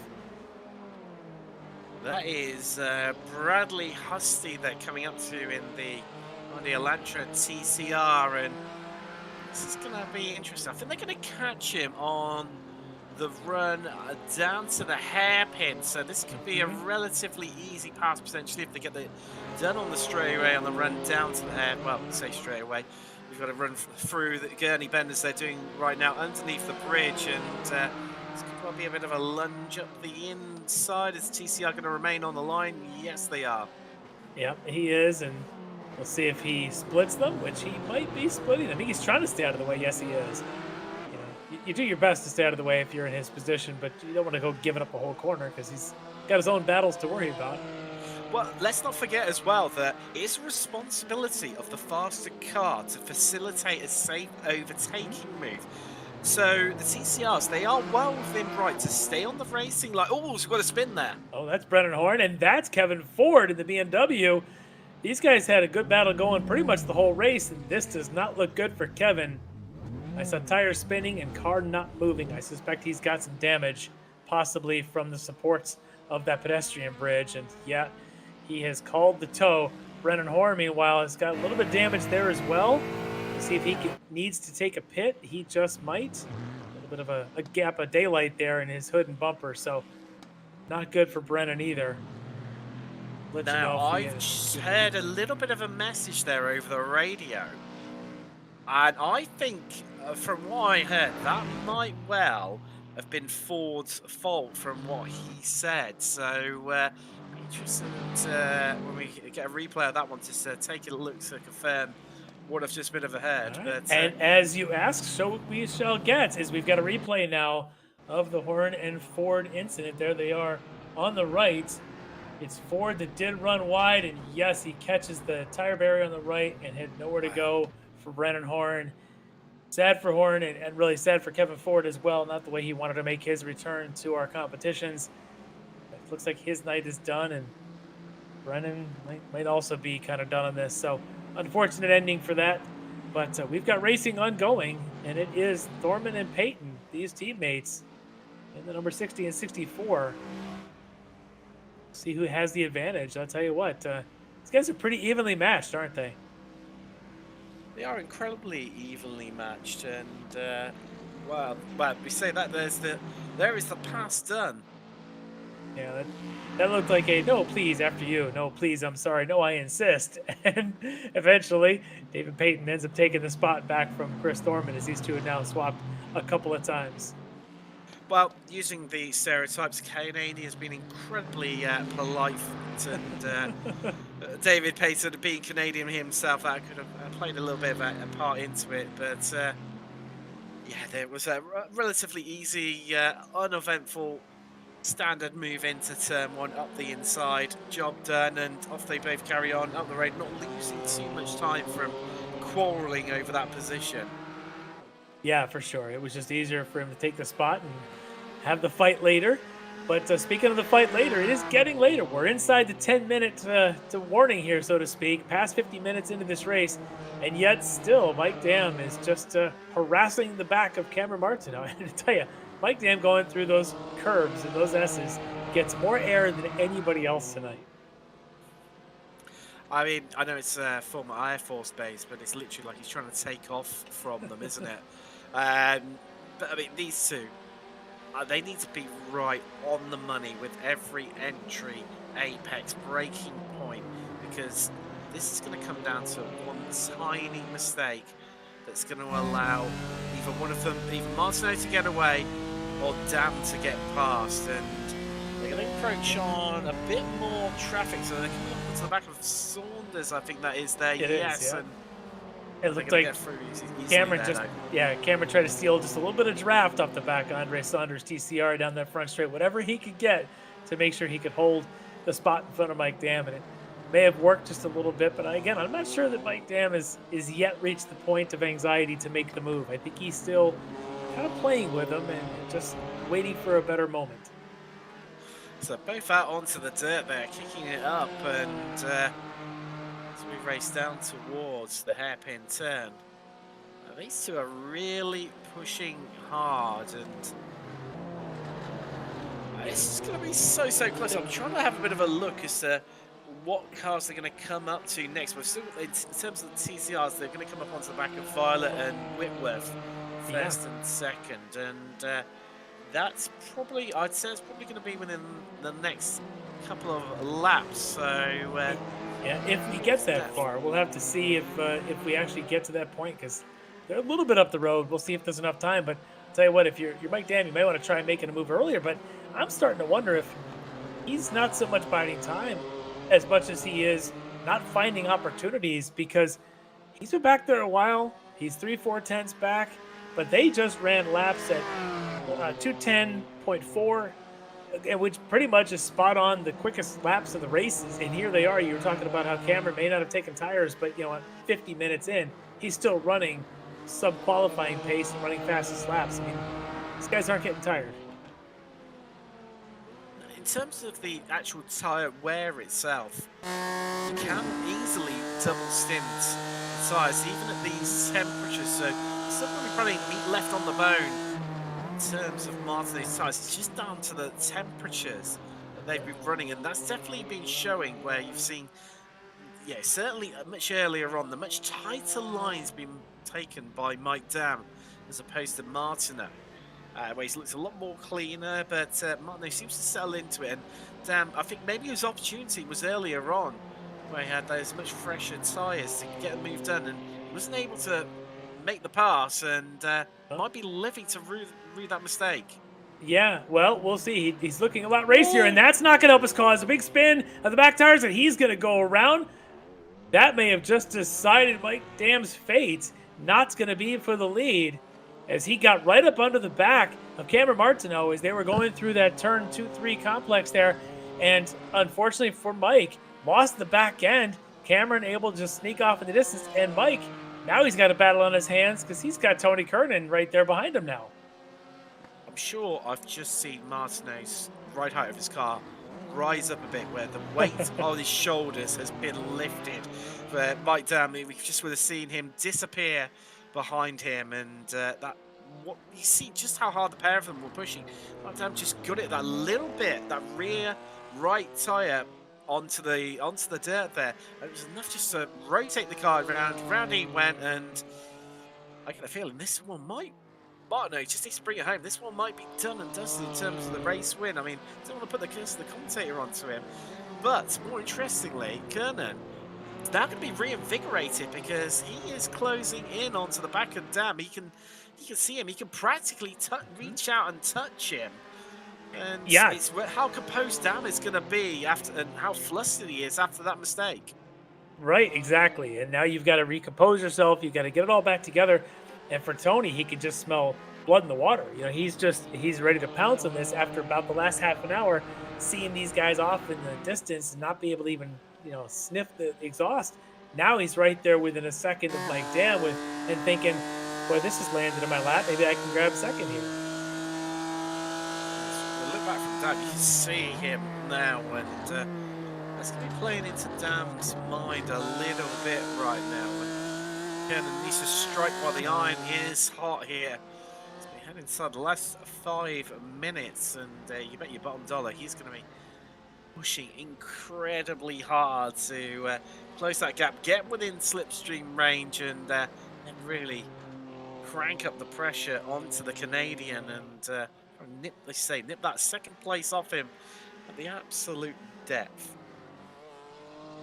Yeah, but boy, talk about a change of the whole landscape of this race here, with one little slip of the back end for Mike Dam really changed the whole tone of things. I think you talked about the relief I'm sure the Cameron Martineau feels, but he can't wave the checker on him. He's got to go another 4 minutes before he can see that. But if we flash through the other classes, then we've got our leader in the M class. He's led from the start. Bobby Childs had that little moment where it was just a bit of maybe a course cut or some slowdown, as well as he caught those curbing and was able to recover. But he right now is kind of cruising as well, 11 second up on Greg Mack in the McLaren. And then you've got, of course, Russ Ruddick. I believe he's another one of our BMWs there in third in the GT4M. And then switching over to the TCRs, your leader has been from the start, Eric Violette, picking up right where he left off a couple of seasons back. He is commanding this race right now over teammate Brandon Whitworth. And then Andre Saunders currently holding on to that third spot, just a couple seconds ahead of Ken Ladd. So no real tight battles at this point, with the exception of that Mike Dam, Tony Kernan battled for second there in GT4 Pro. It's still about 1 second, but Mike Dam might be just inching away a little bit. If Charles can bring the car home safely, then he'll be on for the Grand Chelem, which you get. Comes from Formula One, obviously a French phrase, and goes to the driver who has qualified on pole, which Charles did within his class, if memory serves me right. Led every single lap and has the fastest lap as well, which Charles currently holds within class. So that'll be an absolutely great way to kickstart his season and really assert some authority in that AM category. Yeah, Bobby, he's had some success. He made a pretty good run in GT3s, in our World Challenge Series. Had a pretty good run in our Lamborghini Trophy Series we ran a bit back, and here he is off to a pretty good start here in the Aston in the GT4 AM category. So, and Bobby, always a fun interview. So, for that reason alone, I'm not supposed to root for anybody, right? But Bobby's always a fun interview. So if I got to root for somebody, it's going to be the best interviews at the end of the night. Maybe if Bobby jumps in here to be interviewed, maybe Tim, I'll let you talk to Bobby and get the full Bobby experience if we're lucky enough to have him. Definitely, I look very much forward to that one. And luckily, I don't know where the last hour's nearly gone. We've got 1.5 minutes left on the clock here at Sebring. We are right down to the nitty-gritty. This is the other battle on the track, probably the best battle. These two teammates, I don't think they've been more than 2 car lengths apart the entire race. I think they even pit at the same time. That's Chris Thorman and David Payton, a couple guys D2D eRacing. And look at these guys. Even now, Payton is still popping out there going into the hairpin. As we are probably, depending on where the leaders are at, probably within about a lap and a half of seeing that checker flag. And these guys now know it's crunch time. Moves need to be made. I was trying to fit in some American cereal-based pun there about who will be Captain Crunch, but I can't. I think it's too late in the morning, and the Red Bull's starting to wear off a little bit, and yeah, that one's gone from me. Well, we do have our leader, Cameron Martineau, now 7 seconds ahead of everybody else. As he's going to come around turn 17 with about 30 seconds to go. He will see a white flag and go around one more time. You should see that white flag waving. There it is. So, last lap. One more time around the infamous bumps and concrete of Sebring for Cameron Martineau in order to take that victory. And for these guys, they've got one lap and one turn. See who can be for the 4th spot here in GT4 Pro. It looks like Peyton may think he can do it here. Just looking on, it's going to be a tight. Nearly skims the wall there on the entry into Sunset, but he's run it in a bit too deep here, but he's going to get the better run out of the corner. Just getting the car straightened up that little bit earlier, and is he going to have enough momentum in the car to come back into turn 1? Looks like he's going to pull out. Is he going to give it a go on his teammate? No, elects just to stick behind, and they remain as they were. Wow, that was awfully close, and I think you're right. Had he just gotten on the binders a little bit better and controlled the car through 17, he might have been holding that spot. But lesson learned, he's got one more chance to do it. He looks quick right here. He's nice and tidy through these S's. Maybe he'll have a shot of getting them going into the hairpin, but it looks like Thorman's going to get a little bit of draft off the TCR there in front of him. That's going to help his cause. Yes, it's looking that way. It's going to really be that way. See just how much they're trying to hoover up that draft from the TCR there. Trying to gain that micro advantage over one another as Foreman nearly runs in a bit too deep there. Forgetting he needed to get onto the brakes that little bit earlier, which is carrying that little bit extra speed into hairpin turn, and well, nearly all went wrong for him in the final lap. Just about blew that one, but luckily did not leave the door open for Peyton. But again, they're about a third of a lap to go. Peyton is just on the tail of teammate Thorman, knowing that he could possibly get a run on the Ullman Straight. Did it on the last lap, just wasn't able to stick the landing, so to speak, around Sunset Bend.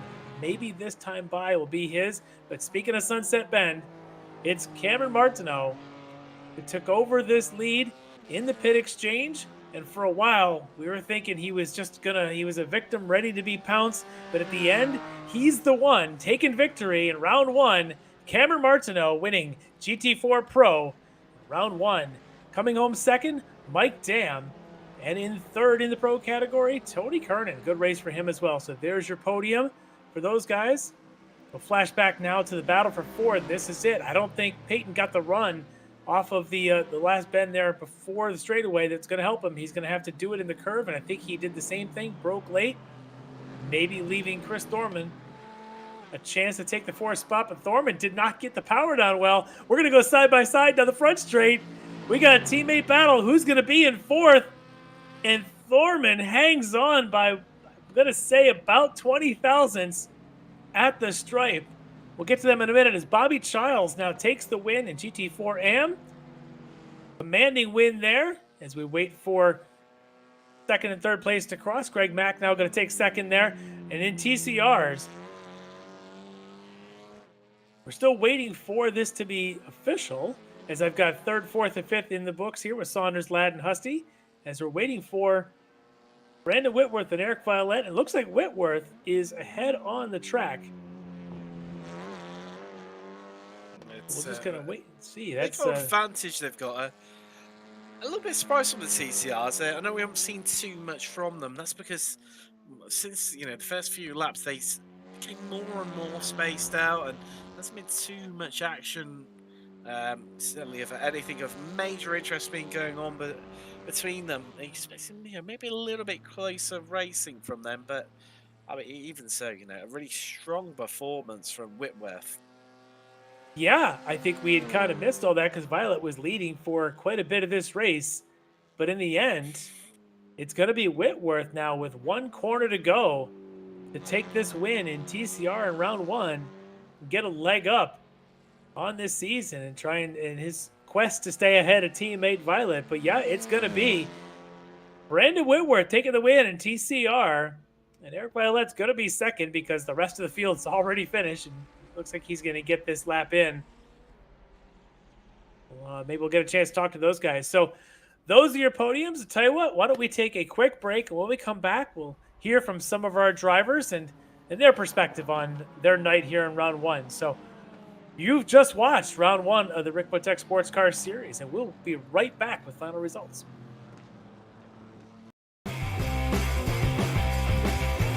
Ricmotech high-performance sim racing equipment.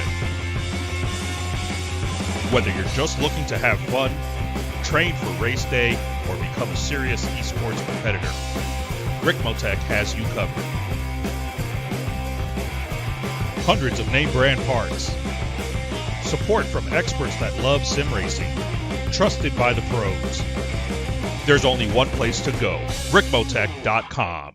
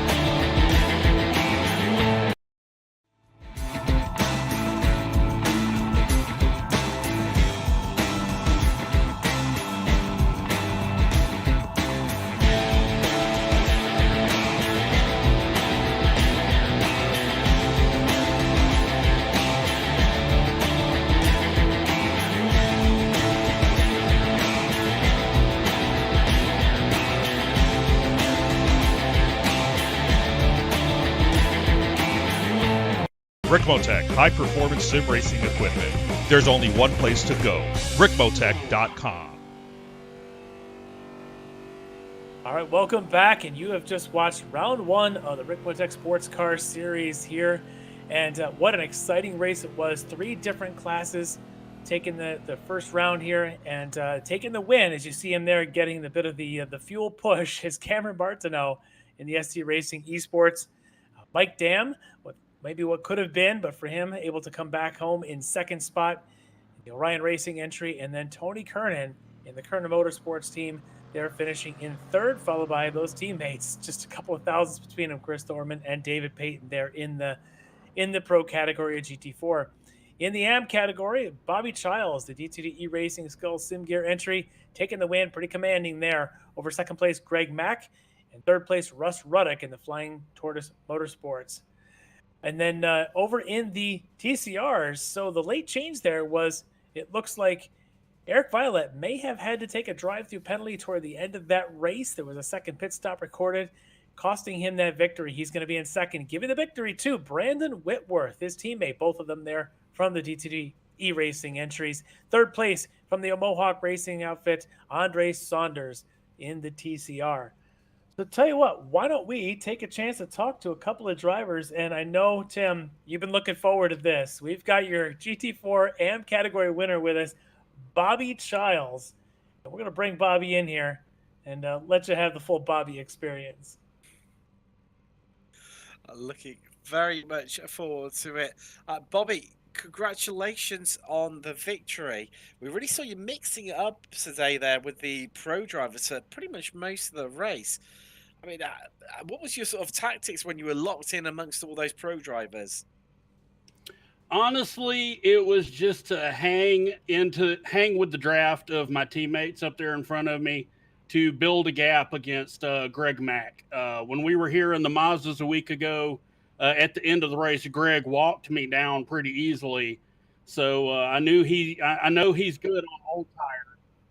So the only strategy I had was to stay with those guys. I actually jumped on the radio with them. They started racing with each other, and I jumped on the radio. I was like, hey, you guys sort it out, man. We're losing that gap. That's all I care about. Definitely, it was a lot of self-preservation, and I mean, it looks like a relatively comfort fair. You know, not only had you got you're extending the gap over Greg Mack in the McLaren, but also, additionally, you had uh, at least 2 cars for the pros between yourself and Mac. I mean, once you got to that stage, was it just more about maintaining it really, rather than trying to push ahead and extend it necessarily, or were you still just on, foot flat to the floor, trying to extend that gap even further? Oh, it was flat out trying to extend nonstop because I knew, based on our Mazda race, I was just like, this guy's going to track me down at the end. He's going to be better on his tires than me. So it was just nonstop, build a gap, build a gap, build a gap, and trying to hang with my teammates there. And of course, the Aston Martin GT4, brand new to iRacing. How'd you get on with it? Oh my God, I love this car. I absolutely love this car. It is so amazing. I was saying before the show, the sound of it is absolutely epic. That dirty Mercedes AMG rumble that it has to it. Of course, where Aston Martin utilized Mercedes engines now, it just sounds absolutely amazing, and definitely the best sounding of all the GT4s. Yeah, being a little bit biased here. Yeah, it sounds better outside the car than inside the car. Inside the car, it sounds a little like the BMW M4, but outside it sounds like an absolute beast. And our D2D Aston Martins came out so beautifully; they look so great, especially mine with the spoon on the rear for our race official Ryan. Well, as us Brits know about you Americans, is you don't half love a V8 motor, don't you? And Oh, it's V8 motor. definitely definitely very fitting. Before I let you go, Bobby, anyone you want to give a shout out to at all? Oh yeah, my teammates, of course. Big shout out to David Payton, man. He's had a rough run of bad luck, and it's great to see him have a good finish. Of course, Proforma Elite Texas Graphics, Skull Sim Gear. They sent us a brand new logo package for the car just before this race, and want to thank them for coming on board and staying supportive of the team. And of course, thank you guys and thank the guys in chat trying to get you to drag me into singing on the broadcast. We thought maybe, Bobby, we saw you almost spin right round, baby right round. I thought maybe you'd. No spinning right round. It was almost a little bit of a wreck right there, but I managed to save it. So no crash karaoke this week. All right, Bobby. Oh, we look forward to hearing definitely some karaoke throughout the season, probably. Bobby. No, congratulations on your victory here today. Round 1 at Sebring, the victory in GT4. That's Bobby Childs. Thank you, guys. All right, thanks to Bobby. Tell you what, why don't we bring in Eric Violet? I kind of want to hear the story of Violet. Maybe I'll take this one, as he had led most of the way tonight in the TCRs. So Eric Violet has joined us, and Eric coming home second tonight, but probably not the spot you were eyeing with about 3/4 the race under you. No, not at all. There really wasn't much of a reason to cut it that tight other than Brandon was behind me. And we were talking about fuel before, and I've never, ever, out of all the years, ever run out of fuel because of my calcs. And this one, I was getting nervous with about 1 to go or 2 to go. And I was looking at it going, we're not going to end, the race isn't going to end on time. I'm like, oh my gosh. So, yeah, I had to come in just for splash and go. And I still barely made it across the line. I just put a half gallon in there to get it around the track, and yeah, not what I was expecting at all. Yeah, and that was obviously a bit of a disappointment for seeing that, but you just still managed to end up on that podium. But other than that, you seem to be just dialed in, and you were kind of pulling away from the field even after the early scrap there with Brandon. Car must have felt pretty solid for you. Yeah, we were working on setup quite a bit, and it's funny enough, we went back to the baseline. We're Hmm. we're just dialing it out. It was pretty crazy, but yeah, it's really unfortunate. First time I got Skull Sim gear on the side of the car, I wanted to do them proud. Not sure how much airtime we got for them, but not the finish we were looking for. Yeah, but still a second place for you, and I think we're going to bring Brandon in here in a second and get his side of it, and as the victory here for TCR for him. But Eric, I'm sure there's the rest of the season to go. Second place at the end isn't going to be a bad thing to get on opening night. Yep. This bit stings still. So good talking with you guys, and hopefully I'll see you next week or next right. race. Yep. Thanks, Eric. All right. Tell you what, why don't we bring in then TCR race winner Brandon Whitworth, his teammate, and Tim, if you want to go ahead and take this one. Most certainly. Brandon, congratulations winning the season opener. You couldn't ask for a much better start, really, could you? Nope. I don't see how I get any better than that. Throw a little luck in there too, right? Hey, you've got to be there to take these opportunities when they come your way, haven't you? And well, I mean, when you saw Eric heading into the pits, I bet you felt like all your Christmases had come at once. Yeah, when I was we were running around and I couldn't really keep up. I don't know, after the pit stop I just couldn't get my rhythm back, but I started looking at fuel calcs and I was like, I don't know if he took enough fuel. And it turns out that the answer was no, he didn't. So what are you gonna do? I don't know. Well, playing it safe clearly worked out really well for you here. Obviously, at the start, it was really close within TCR, but then you seemed to all space out a little. Just what was it like in the first few opening laps? It felt pretty good. You gotta have a little bit of a gap because you get a little bit of aerodynamic understeer, right? If you get too close to the guy in front, so it's better to run with a little bit of a gap, but still maintain the draft. So I managed to do that, and it felt okay. No, And I wouldn't say I played it safe on fuel either. I ran out coming back to the start finish line, so you were sailing close to the win as oh well. man. Before we let you go, Brandon, anyone you want to give a shout out to at all? Oh yeah, I gotta thank my family for supporting me and letting me do this, and of course Elite Tefix Graphics. They sponsor the team. That's a big help. And of course the league does a good job putting these races on, so it makes it fun. I definitely do an absolutely sterling job. That's Brandon Whitworth, your winner in TCR in the Honda Civic Type R. All right.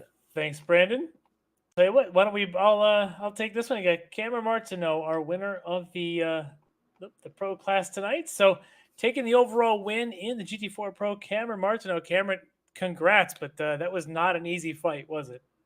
No, not at all, Larry. Not at all. That was a lot of work, man. I was sweating that entire time. Mike had great pace the entire race. He just nipped me in qualifying, and it was a lot of work to try to catch back up. And I thought for sure he was gonna have me at the end there.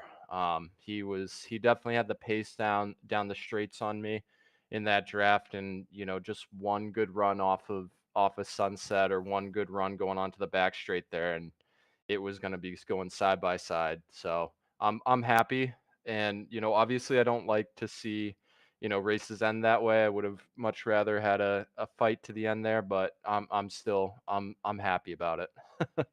Yeah, tell me, we were talking about this as we're kind of watching this, that how much time and how easy it is to just start watching your mirrors and not watch the road in front of you, and how distracting is that to have someone like Mike Dam essentially in your mirror for half an hour?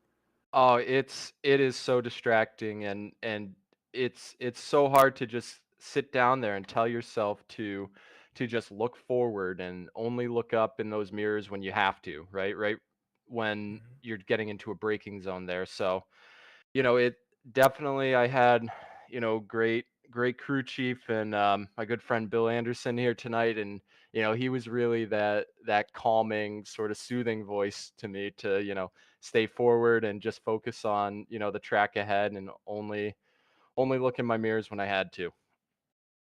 Yeah, well, you managed to hold him off just long enough, and I guess kind of force him into the mistake, and then you're able to cruise home to that well-earned victory.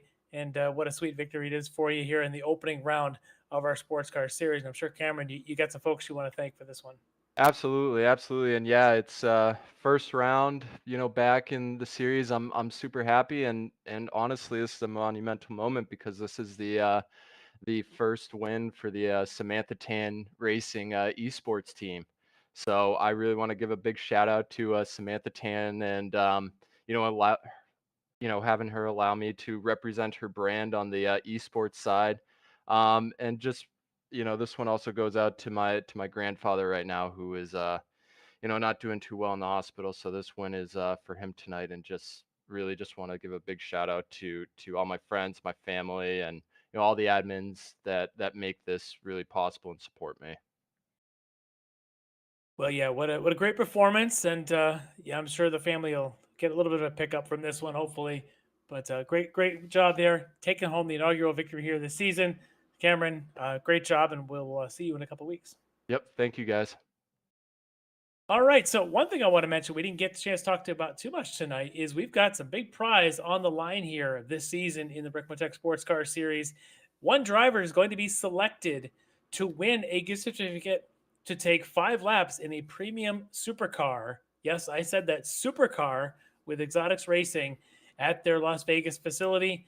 That's going to include also a couple of laps along with some professional race driver in a Porsche SUV before taking part in your choice of 5 laps in a sport car. You get to choose from a Ferrari F30, a Lamborghini Gallardo, Porsche GT3, Mercedes AMG GTR. Pretty long list of eligible cars here. The winner of that's going to be determined by drawing at the end of this season. To be eligible, you just have to participate and earn points in the series. It's going to be a bit of like a little weighted lottery. Highest point winner gets the most tickets in the bucket, but everybody's at least going to have their chance to get their name drawn. Really, really cool prize on the line here in this third season of the Sports Car Series. So look forward to that. If you haven't yet, you can still sign up. They are still taking entries for this series, and great prize on the line. Why wouldn't you? So with that, let's wrap things up here. What a night here at Sebring. Tim, this is your baptism to the Ricmotech series. What'd you think? I think it delivered everything that I was expecting and a bit more, and it's just approaching 3 a.m. here, and it was definitely well worth staying up to the small hours to see this one out and have good fun alongside yourself, Larry, commentating on this one. They've had some incredible battles we had out there. I mean, Dan Martineau won. Equally, the battle we had from the Astons in the midfield as well in GT4. Some absolute classics to walk away from this round, and yeah, looking forward to tuning in for the rest of the season. See how this one plays out. Yep, and I'll forgive you if you don't tune in live each 3 o'clock every Tuesday morning. But I appreciate you joining this week. This was a lot of fun, and I think this anytime that we need a fill in, I think you're going to be our first choice. So thanks, Tim, for joining us here this week. But let's talk about the upcoming races in the Ricmotech series. As we've got a couple other series in addition to sports cars in 1 week. We're going to have, here's the schedule for the sports car, of course. We've got the Sebring tonight, and the next round is going to be in a couple of weeks at Zandvoort for 75 minutes of that race on the 23rd of May. And then we've got Barber, Laguna Seca, Mid-Ohio, Interlagos before we wind up the season at Monza in August. And then coming up in the short term, we've got next Monday night, from Spa-Francorchamps, we've got our Classic Sprint Series Miatas. That'll be, of course, 8 p.m. Eastern Time. Don't miss that. And then keep this on your calendars. In August, the return of the Ricmotech World Challenge, slated for August 22nd. So get your entries in for that. So thanks, everybody, for tuning in tonight. I am Larry McLeod, and for Dennis Branch, Jonathan Grabowski, and Tim Cox, we appreciate you tuning in. Don't forget to like us on Apex TV, and definitely come on back. Check us out again. Thanks, everybody, and have a good night. Ricmotech, high-performance sim racing equipment. There's only one place to go, Ricmotech.com.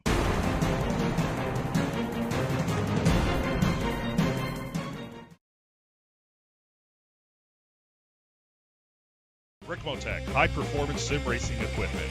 There's only one place to go, Ricmotech.com.